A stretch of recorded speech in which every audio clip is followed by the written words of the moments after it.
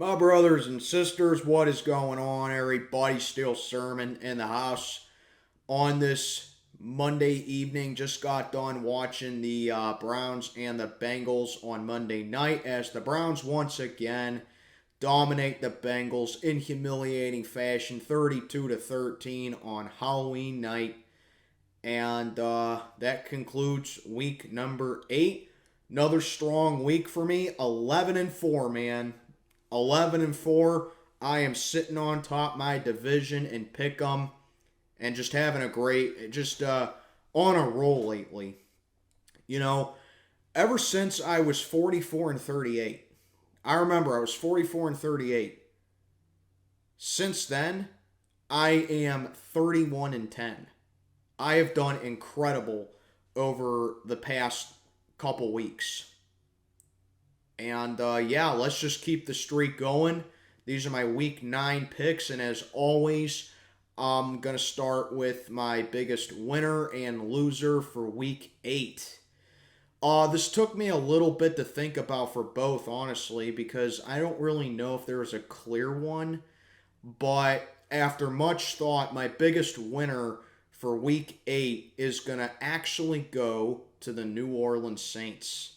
The Saints just all season had their defense just look dead and just look real overrated. And their offense was just being the catalyst so far for them.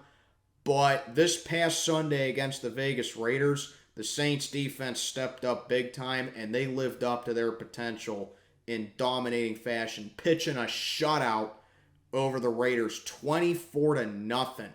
As the offense didn't do amazing, but they did well more than enough to get the Saints the dub, and the defense was just able to shut down that high-powered Raider offense. As the Saints, to me, they're my biggest winner for Week 8.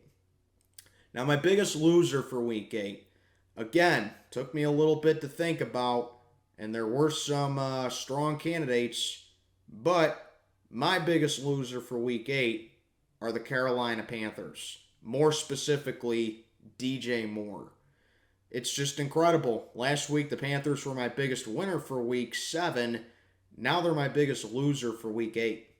So why DJ Moore? Well, he comes up with an incredible touchdown reception against the Falcons to tie the game up. But for those football fans that are old enough to remember the 2002 NFL season, Week 1, between the Cleveland Browns and the Kansas City Chiefs, he pulled a Dwayne Rudd. Took off his helmet and celebrated. That's an unsportsmanlike conduct penalty. Backs up the Panthers 15 yards to kick essentially a 48-yard extra point. And they missed it because of DJ Moore. The game went to overtime. Atlanta kicked the field goal to win it. So DJ Moore, you're my biggest loser for Week 9, man. You single-handedly cost your team a win. All because you took your helmet off. Like, I didn't think we'd be able to see that again. But it happened once again 20 years later. DJ Moore, my biggest loser for Week 9. Or for Week 8, rather. Well, these are my Week 9 picks. This is your last week to join the tournament if you want to, because after Week 9, it's halfway through the season, and by then, all the divisions are final. So, if you want to join in, this is your last week to do so. Otherwise, it is final. But these are my Week 9 picks, 2022 NFL season, and also just a quick reminder, I made a little bit of a rule change as well, as you saw in my community post. No more negative points in everybody's record anymore. I found a way to get rid of it. Every win is worth 2 points. So every win is worth 2 points. And spread predictions are worth, spread predictions are still the same. So you guess you put in the score prediction for your spread, and then you get the points if you win, if the team covers the spread. You don't get them. You just simply don't get them if they don't cover, but you still win, or if they lose. But yeah, every win is worth 2 points now. Just needed to get rid of negative points. There were too many of it. But yeah, those are just a couple announcements. Now let's get on to it. These are my Week 9 picks, 2022 NFL season. And to kick off Week 9, we have an absolute joke of a Thursday night game. Won't even be close. It's the Philadelphia Eagles and the Houston Texans down in Houston. I think literally the only thing that I have to say for this game is that it's a coincidence. Because the World Series right now is the Philadelphia Phillies and the Houston Astros. Now we have the Philadelphia Eagles going up against the Houston Texans. So there you go. Illuminati right there. But let's be honest, this isn't even in the same breath as what the World Series is going in right now. I mean, yeah, who do you think I have winning this game? Second week in a row, the Eagles are my lock of the week. They should have no problem in this game whatsoever. I mean, Philly's on a roll. They're 7-0. They're playing phenomenal.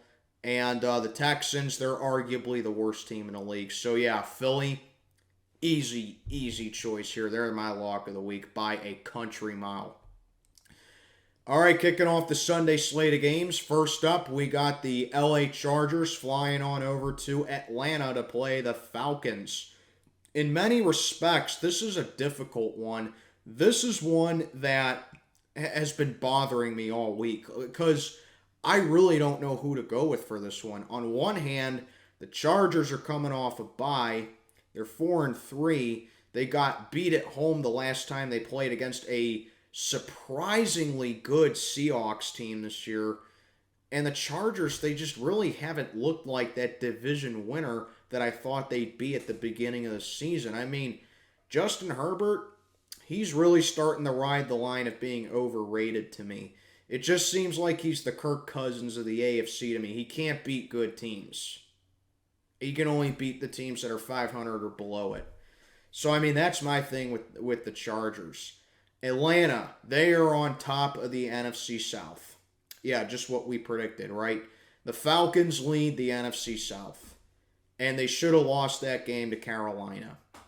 So I really don't know what to make with the Falcons. I mean, I think they're only leading that division by default because no one wants to take a stand in that division. Not even the Tampa Bay Bucs want to make a stand in that.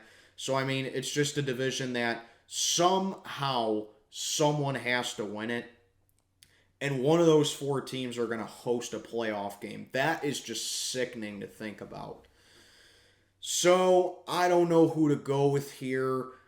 You know, usually in an instance like this, I go home team, but I'm going to go with the team that I think is more talented, and that is the Chargers. They should get this win. I just think the Chargers are, have the advantage here with coming off a bye. Atlanta's coming off playing overtime against Carolina, a game they should have lost. And I think with Atlanta's pass defense in this game, big mismatch. I think if any game is to heal Justin Herbert, it's this one right here because we all know Herbert has an arm. We all know that he can gunsling it. Atlanta's pass defense is horrendous, so I am going to go with the Chargers to get the job done over the Falcons here. Next, we got the Miami Dolphins and the Chicago Bears. This one is in Chicago as the Dolphins coming off a comeback win over the Lions, a game in which Detroit dominated up until the second half, and the Miami Dolphins rallied and they got the job done over the Lions. And then you got the Chicago Bears, who were down big to Dallas. They fought back and actually made it a 5-point game at one point, but then Dallas came running away again, and they end up winning by 20, so pretty much nothing happened right there. And the Bears, I got to say this with the Bears. It's starting to look like they're getting their offense together. I mean, if Justin Fields can just be more consistent and he can be more accurate, the Bears could actually have a half-decent offense. But in the end, I mean, they're just another one of those one-dimensional teams where their offense plays well, their defense doesn't do so great. Their defense does well, the offense sucks. And I think that the the thing with them is that they're going against Miami. I think Miami's speed is going to make a lot of difference in this game. It's going to be the biggest X factor here. I'm going to go with the Miami Dolphins to get back-to-back road wins in the NFC North. Give me the Dolphins to get the job done over the Chicago Bears. I think just the Dolphins are just the better team coming in this one. I'm going with the Miami Dolphins. Next, we got the Carolina Panthers heading on down to Cincinnati to play the Bengals, as the Panthers, as I just said, overtime loss to the Falcons, a game that Carolina should have won. But, DJ Moore's an idiot and took his helmet off and cost his team the game. And they are sitting now at 2-5, 2-6, whatever their record is. I don't care what their record is. They suck. But, yeah, Carolina, just not a good team. Cincinnati, 4-4, got dominated in Cleveland by the Browns on Monday Night Football on Halloween night. Bengals, real rough night. Their offensive line played atrocious. They just refused to run the ball for whatever reason. And Zach Taylor, that guy just never knows how to piece together a solid game plan for the Bengals, it seems like. So, common sense would say that, yeah, the Bengals had a rough game and the Bengals had a terrible game. But, they're driving on back down to Cincinnati to play a weak team. Bengals should easily get this win, right? Something I noticed about the Bengals. They've lost 4 games this year. And in 3 of those 4 losses, they've lost to backup quarterbacks. They lost to us with Mitch Trubisky. Now, granted, Mitch Trubisky was our starter at the time, but Mitch is really becoming journeyman status. Week 2, lost to Cooper Rush. He was backup quarterback to Dak Prescott. And they just lost to Jacoby Brissett. Backup quarterback. Journeyman status. The Bengals just seem to find ways to lose to these backup quarterbacks. And now they're probably going to be going up against P.J. Walker again, who surprisingly has been playing really well for the Panthers. He hasn't been doing great, but he's been doing way better than what everyone thought he'd do. But still, Cincinnati, they are just too talented to drop this game to the Carolina Panthers. It's just two teams that are headed in opposite directions. I just think the Bengals had a bad game Monday night. They're going to get their act together, and I think that even without Jamar Chase, because he's going to be out for a little bit, I think that Tyler Boyd and T. Higgins are more than enough firepower for that Bengal offense to get the job done. And Carolina, I just don't think they're talented enough to be able to stop that tandem right there. I'm going to go with the Cincinnati Bengals to get a rebound win, get the job done over the Panthers to go back to over 500. Give me the Bengals over the Panthers. Next, we got a very tricky one, in my opinion. This is one that I really needed to think about for a little bit, as we got the Green Bay Packers heading to Detroit to play the Lions.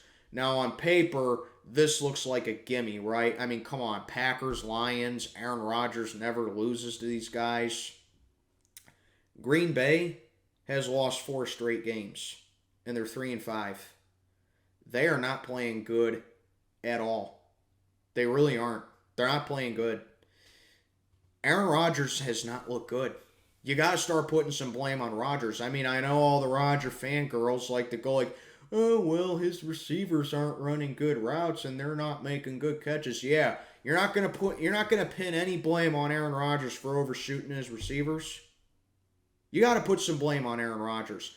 He is the main culprit for why Green Bay has lost all these games. He is starting to show his age. You got to put blame on Aaron Rodgers. It's not all the receivers' faults. It's his fault. Defense can only do so much for Green Bay. And this was a team that was expected to get absolutely destroyed by the Bills. Granted, they still lost by 10 points, which I guess is a dub in a way for the Packers, but they still lost by double digits to Buffalo. Defense kept them in the game. And if they don't run the ball, it just seems like they don't get anything going on offense. This is a fixable problem for Green Bay right here. But for whatever reason, they just are not finding a way to get it done. Then you got the Detroit Lions. The Lions start off red hot on offense this year. They've been cooled down. I mean, sure, they got some points against the Dolphins, but I haven't been impressed with Detroit's offense over the past couple weeks. It just seems like ever since they got shut out by New England, it just seems like they've just ran right into a brick wall. I need to see, again, more consistency from that Detroit offense for me to be completely sold on it again, because right now I just think that they are just stalling right now. I think the biggest X factor is Detroit's defense. The Lions have a terrible defense this year. That's the reason they're 1-6. That's the reason they've lost 5 straight. And you never know when Aaron Rodgers can just break out of his slump and he can start playing like himself again. And I think, in a way, this is going to be kind of like just what the doctor ordered kind of game for Aaron Rodgers and the Packers. But at the same time, I don't trust Green Bay's defense going up against Detroit's offense. The Lions' offense is more than capable of giving them some problems. You're going up against Detroit right now, you better be able to score some points. That's just the bottom line for the Packers. So, I'm going to give Green Bay another shot here. I'm going to go with the Packers to get the job done over the Lions, but I don't think Green Bay is going to cover. I think the Lions are going to make this game a lot closer than what people think, but I'm going to go with the Green Bay Packers to get the job done. It seems like the Packers are just in desperation mode right now. The Lions are just playing to get draft capital. I'm going to go with the Green Bay Packers to get the job done over Detroit. Okay, next up, another tough one. We got some tough games this week, just as a disclaimer. Indianapolis Colts and the New England Patriots. This one is in Foxborough, as the Colts are coming off a very brutal loss to Washington. They had them on the ropes. They were up by 9 against them in the fourth quarter, and then they let Taylor Heineke score 10 straight points against the Colts, and they got the job done over them. So that's another upset pick I got right. I predicted Washington get the upset over Indy. The Colts are not playing good. I mean, Sam Ehlinger, I think his name is, played okay for what he's supposed to be for the Colts. But, yeah, Indy, I mean, they have just been dead at quarterbacks ever since Andrew Luck retired. Then you got the New England Patriots. They just own the Jets. You know, they own the Jets. Even when New England's not good this year, and even when the Jets are better than the Patriots still beat the Jets. I mean, they've won 13 in a row over the Jets. They haven't lost the Jets in 7 years. That is absolutely incredible. You know, but I think the thing with me personally in this game, it's going to come down to who has the better defense. I don't think this is going to be a high-scoring game at all because both offenses are very anemic this year. So I think it's going to come down to who has the better defense, and I'm leaning towards New England with this one. It's just a when in doubt, go with the home team kind of scenario for me, and that's what I'm going to do here. I just think the Patriots are more constructed on defense.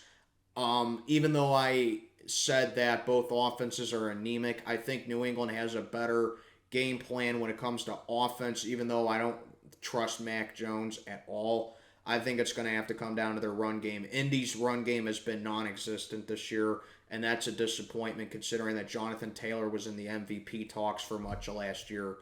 So, don't know really who to pick in my toilet bowl of the week, but I'm going to go ahead and take the Patriots to win a low-scoring defensive affair here. Give me the Patriots over the Colts. Next, we got what honestly could be a really good game. We got the Buffalo Bills and the New York Jets. This one is in MetLife as the Bills coming off a win over the Packers. They are 6-1, playing incredibly well, and there is just not a thing wrong with this Buffalo team. I mean, sure, Josh Allen threw a couple picks against the Packers, but I mean, Buffalo, they just did everything they needed to do to win that game. They are a well-oiled machine. They just They do have a couple of scratches on them, but still, like, this Bills team is just really good. They're just a phenomenal team all around. They are the best constructed team in the league, in my opinion. Philly may be undefeated, but if you ask me who I think is the most well-rounded and complete team in the league is, it's the Buffalo Bills. New York Jets losing to the Patriots once again. They're 5-3. The Jets, I mean, they're off to a really good start for their standards. They're off to a great start. But, maybe I think the Jets are going to start to hit some growing pains here, and I think they're going to get another reality check here. I do think the Jets are going to make it close. As a matter of fact, this is my spread game of the week. I got Buffalo winning this game because I think the Bills are favored by 13 for this game last I checked.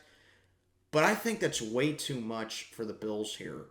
I think the Jets are going to make this game a lot closer than you think. So this is actually my spread of the week. Second week in a row that the Bills are involved in my spread of the week. I got the Bills winning, but I got the Jets covering.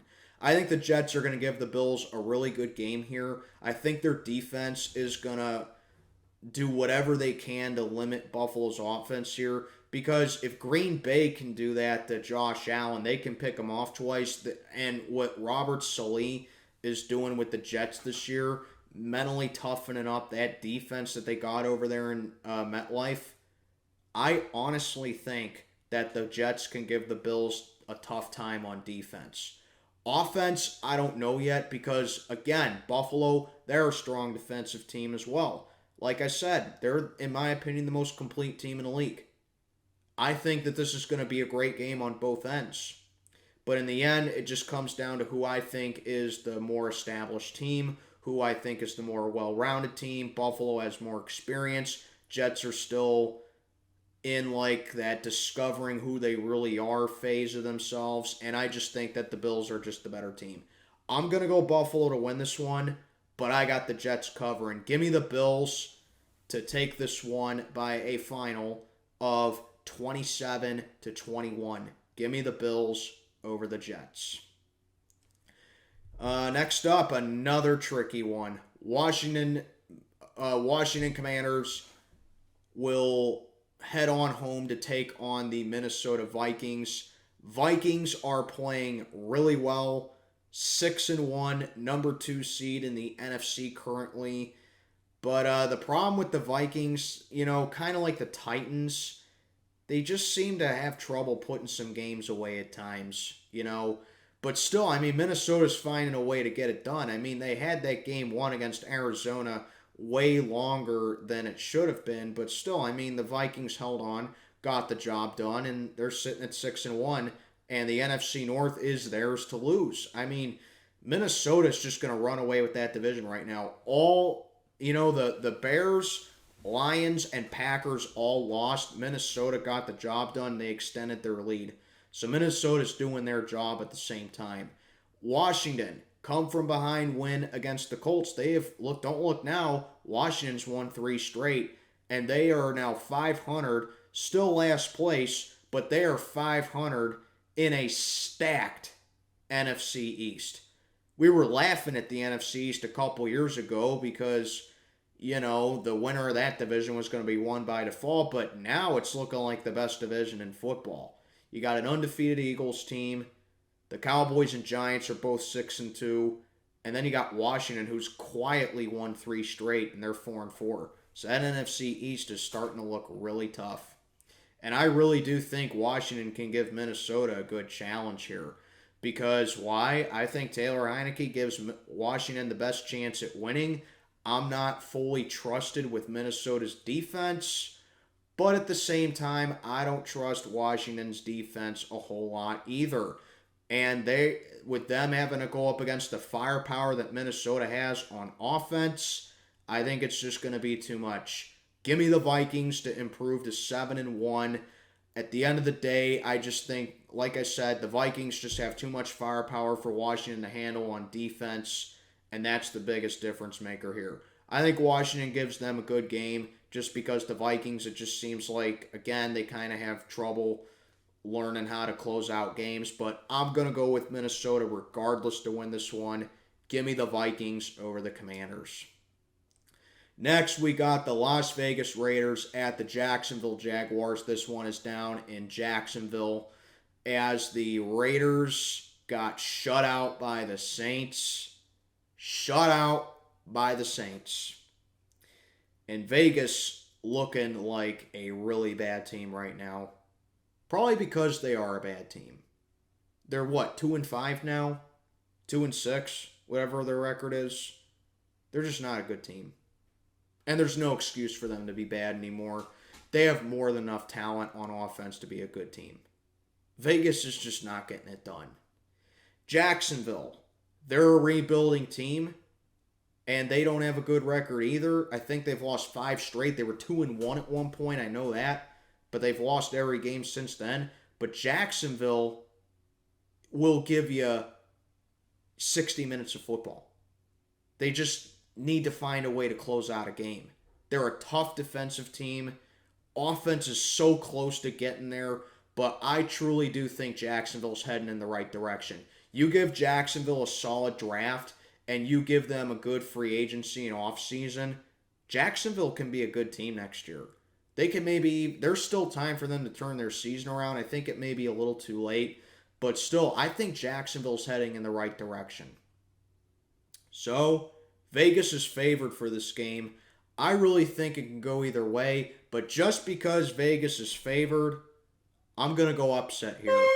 I am going to go with the Jacksonville Jaguars to snap their losing streak against the Raiders.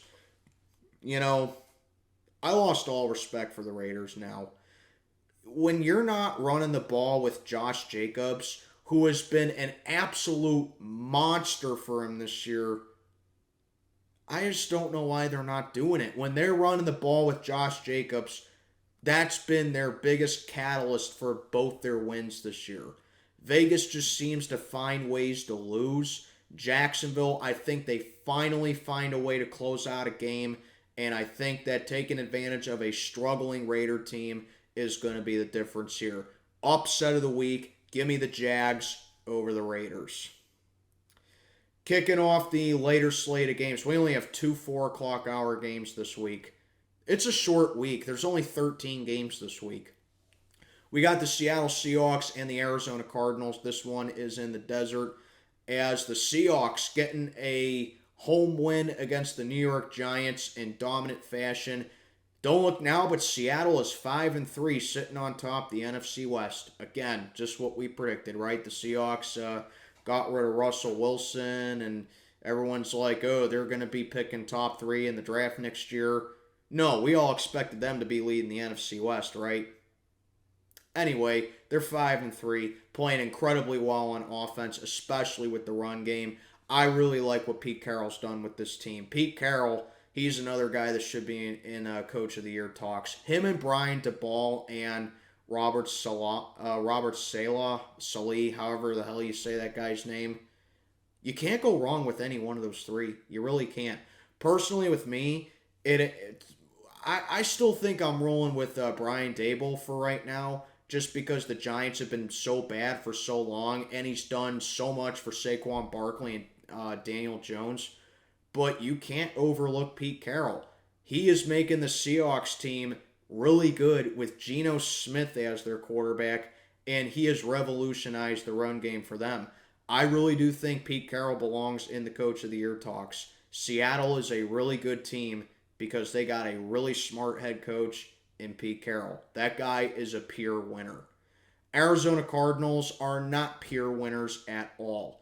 Arizona is anything but a winner. They just look really bad this year. Failing to get the job done over Minnesota, failing to be able to close out a game, and they have been on a gradual decline ever since they started 7-0 last year. How Cliff Kingsbury has a job is beyond me. And it's just a double whammy for the Cardinals, because not only is it one of the best coaches in the league going up against one of the worst coaches in the league, the Seahawks have done very well against the Cardinals in Arizona over the years, and I think that trend continues. I'm going to go with the Seattle Seahawks to improve to 6-3. I don't trust the Cardinals this year, even with DeAndre Hopkins back. I really thought that, D-Hop comeback was going to make a real big difference for the Cardinals because I just thought they were missing him, but really hasn't looked that way. And the only reason they got 42 points against the Saints a week and a half ago is because of the defense got back-to-back pick sixes. Offense didn't really do anything spectacular. And they can't close it out against the Vikings. I don't trust them going up against Seattle. I'm going to go with the Seahawks to get the job done and complete the sweep of the Cardinals. Give me Seattle. Then we got a rematch of last year's divisional round between the Los Angeles Rams and the Tampa Bay Bucs down in St. Petersburg, as the Rams, speaking of teams that are not playing well, the defending champs are sitting at 3-4, getting swept once again for the fourth consecutive season in the regular season by the San Francisco 49ers. Yeah, you heard that right. This is the fourth consecutive season that the Rams got swept by the 49ers in the regular season. Sean McVay is just 1-8 against the 49ers since Kyle Shanahan became their head coach. That's absolutely mind-blowing. His only win against the 49ers, granted, was in the NFC Championship game last year, but still a 1-8 record.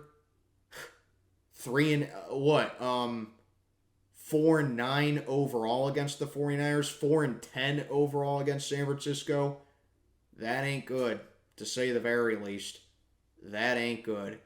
You're 4-9? I mean, 4-9, 4-10 against San Francisco. That's just pathetic. Rams just can't beat them.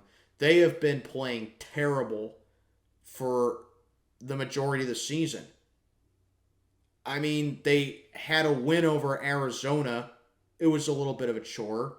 They had a win over Carolina, which was a little bit of a chore as well. The Rams are just not playing well. And I don't remember who their other win was against, but whoever it was, I mean, I kind of figured that they would have a hard time with who it was. Because the Rams, they're just not themselves. The defense has been a major letdown. Offense is doing what they can, but still, I mean, there's just no excuse for this Rams team to be bad. They're suffering heavily from the Super Bowl hangover. Tampa Bay Bucs, another team that's not good. 3-5 for Tom Brady. 3-5. And I'm going to keep saying it. Should have stayed retired. He played terrible on Thursday night against Baltimore. Offense can't get anything going. The Bucs are just dead in the water. If the Bucs are going to be any sort of good, and if they're going to have any kind of rebound this year, it has to be with the defense, because there's just no excuse for this offense to be this bad. Todd Bowles is a terrible head coach. He should just stay a coordinator. And that's just the thing with Tampa Bay. They need to be able to get stuff done on offense, and they're just not doing it this year. So the defense needs to step up here. Fortunately for them, Matthew Stafford doesn't do well against defenses. Matthew Stafford struggles against pass rushes. And Tampa Bay has a very strong pass rush. And Tampa Bay is able to cause turnovers. So I'm looking for this game to honestly be very low scoring.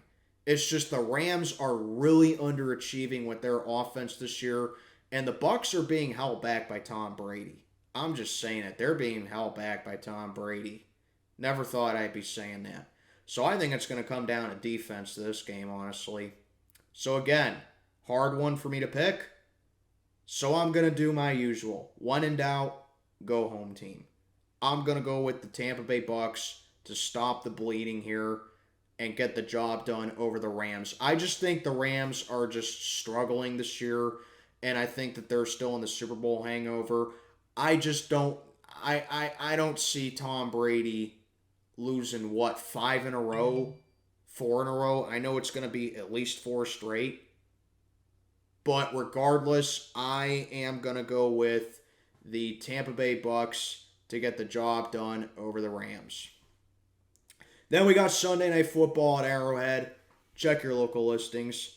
Tennessee Titans and the Kansas City Chiefs. This one is an Arrowhead, as I just said. You know, I think I figured it out with Tennessee. You know who they remind me of? They ironically remind me of Alex Smith's Kansas City Chiefs. They're a good team, but they're never truly a threat. And why is that? It's the same thing. They can't close out a game.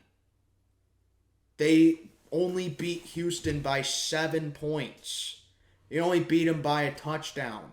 They let the Texans get a touchdown against them and make the game close. Tennessee just can't find a way to close out a game. And they have a tough defense, sure, but when their offense is comprised of running the ball with Derrick Henry, and Derrick Henry went off on Houston again, but I'm not impressed. It's the Texans, let's be honest. But, yeah, Tennessee, they just never can close out a game. Now, I think Malik Willis played really well for Tennessee, but this is a bad matchup for him as he's going up against Kansas City in primetime. The Chiefs are very difficult to beat at Arrowhead, you know, let alone in primetime. Kansas City's coming off a bye, and the narrative with them, Andy Reid, he just does not lose after a bye. I think Andy Reid has only lost one game in his entire career coming off a bye, and I think it was with the Eagles. But, yeah, Kansas City, they're still really good. They're still playing well. They got the job done over the 49ers last time they played, and I think they get the job done over Tennessee here. Granted, Tennessee has given Kansas City some problems in the Patrick Mahomes era. They're really the only team that's consistently beaten them in the AFC, but I think it's going to get turned around over here. I'm going to go with the Kansas City Chiefs to get the job done over the Tennessee Titans. And wrapping up Week 9, we got the Baltimore Ravens and the New Orleans Saints on Monday Night Football in New Orleans, as the Ravens are coming off a win over the Bucs, and they're sitting on top the AFC North at 5-3. And the New Orleans Saints, a shutout dominant win over the Las Vegas Raiders, 24-0. I just want to say this. Chicago Bears, I will hold a grudge on you for the rest of the season. Why is that? Because you just handed over Roquan Smith to the Baltimore Ravens. Why do you do this to us? Seriously, why? Why Baltimore? Why can't you give him to a team like Detroit? I know it's in the division, but still, Lions need any kind of defensive help possible. Give him to Detroit. Why can't he come on over here? Why can't he go over to New England? Why can't he go on over to Denver? Why can't he go to Kansas City? Why out of all places in this huge country do you got to ship him on over to Baltimore? Why? So, good job, Chicago. Good job. Thank you for that. But yeah, the Ravens, getting it done with offense. I don't think Lamar played particularly great, but the Ravens did well enough to win. Isaiah Likely is looking like a really good backup tight end for them, and I think that the Ravens ought to give him some more reps. But Baltimore is starting to play a little bit better. I still don't trust the Ravens with closing out games, but still, Ravens are just starting to get some more wins. New Orleans Saints. 1 week of their defense living up to expectations is not going to change my mind about them. They still have looked very disappointing on defense this year, but they need to use that win as a building block for the rest of the year as far as their defense goes. And all I really got to say for this one is Andy Dalton just doesn't win in primetime. That's been the narrative with him ever since he was a Bengal. And I think that'll continue. I'm going to go with the Baltimore Ravens to get the job done over the Saints here. I will say, however, Andy Dalton has a history of giving the Ravens trouble, but it's years later, and the Ravens are just a better team. I'm going to go with the Baltimore Ravens to get the job done over the Saints. That'll do it. Those are my Week 9 picks, 2022 NFL season. And I'm under 40 minutes for this one. Why? Because the Pittsburgh Steelers have a bye week. And usually I ramble on for about 5 minutes about the Steelers. So yeah, a short pick'em video. How about that, guys? But anyway, let me know what you think down in the comments below. And as always, like, comment, subscribe. And I'll see you on my next one. This is Steel Sermon checking on out for the night. May God be with you all.